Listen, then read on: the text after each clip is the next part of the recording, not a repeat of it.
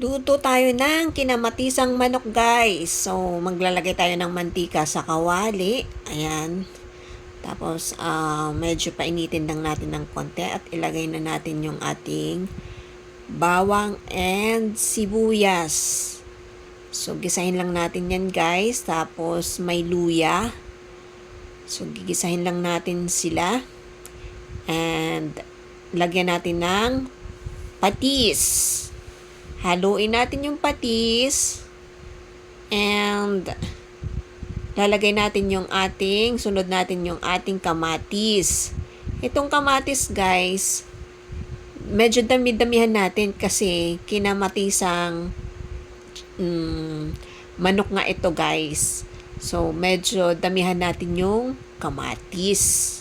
So, yan. Pag medyo naluto na yung kamatis, magkakatas yan, guys. Tsaka natin ilagay yung ating chicken.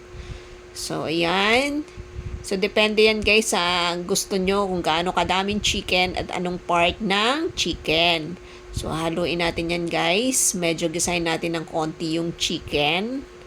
At least 5 minutes every side ng chicken, nag-igigisa natin.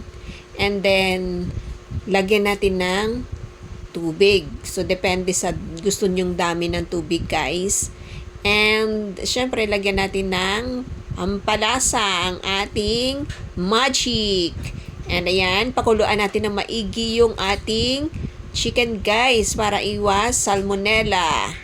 And, once na okay na, napakuluan natin maigi, lagay natin yung ating dahon ng ampalaya. So, ayan, guys. Oh, ang sarap na niyan ng ating ulam. Kinamatisang manok na may dahon ng ampalaya. Sarap niyan, guys. Kain na tayo, guys. Thank you so much.